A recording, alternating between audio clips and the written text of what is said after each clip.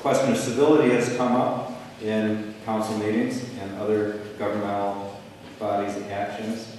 Some of that this week. Could you each take 30 seconds to comment on one positive thing about one of your opponents that you think would make him or her a good mayor of Evanston?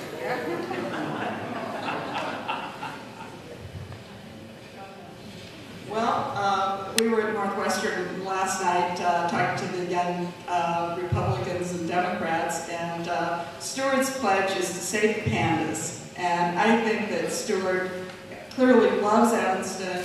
I think you have to have seen it in context, but Stuart really has worked hard, and he's given a lot to the community, and you know, I think that all of us have worked hard together, and I have lots of nice things I can say about everybody.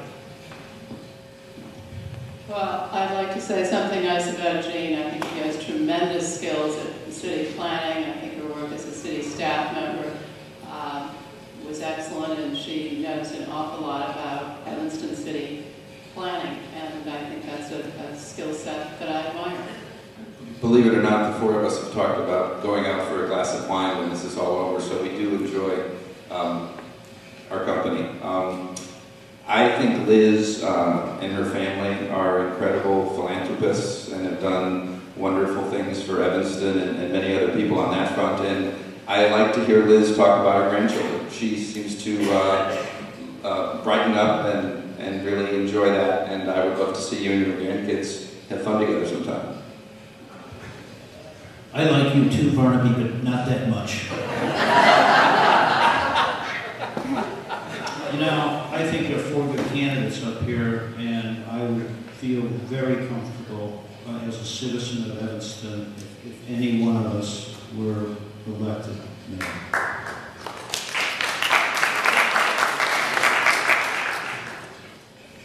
Evanston resident was quoted today in a paper as saying, quote, "Quaintness comes at a cost," unquote. This is a one-minute question. Does the cost outweigh the benefits? And could you allude, if you have done anything for the cause of preservation, to what you would do to preserve quaintness or charm in Evanston? Well, I went to an awful lot of meetings with you, Jeff, and with a lot of the people here on the Central Street plan. I don't know that quaintness is quite the word that we were looking for. I think we've described Central Street as funky, but I tried to have funky written into the ordinance. Well, it would have been better than all the whereases, but at any rate, I think with the Central Street plan, we did an excellent job of achieving funky, which I will substitute for quaint, and all the buildings are full. If you look at downtown Evanston, we have a lot of empty buildings, and on Central Street, we have, I think, achieved something that I hope will last for a long, long time, and I think it's worth whatever the original question was. I think that the Central Street plan is a terrific example of preserving funky, which could be called quaint. What does everybody else think? Is quaintness something we can't afford?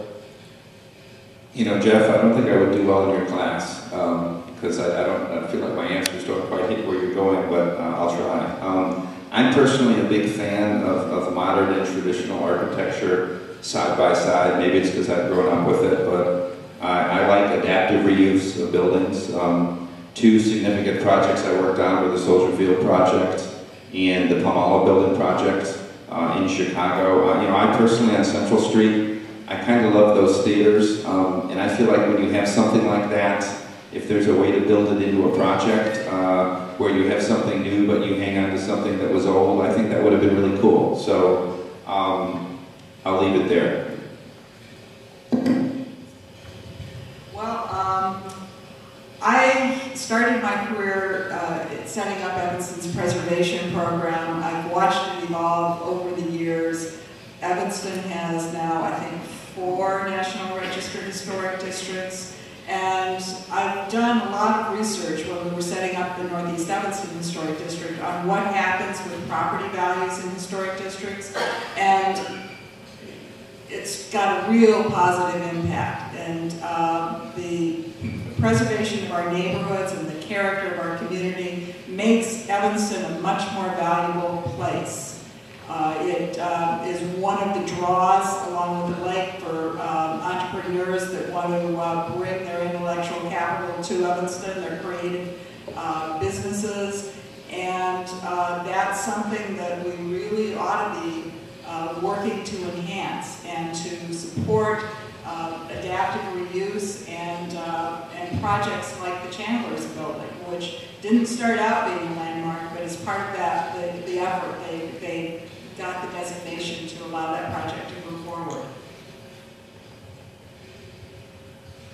I like old things. I live in an old house. It's 120 years old. I'm old. I like old friends. I have an old dog. I like old whiskey. I drive a 1963 Falcon in the summertime. And I'm sad when old buildings are torn down. But I guess that's progress. But I don't believe that just because a building is old, it's deserving of special preservation consideration. That said, I favor a very strong preservation commission in the city of Evanston, and I believe we have that.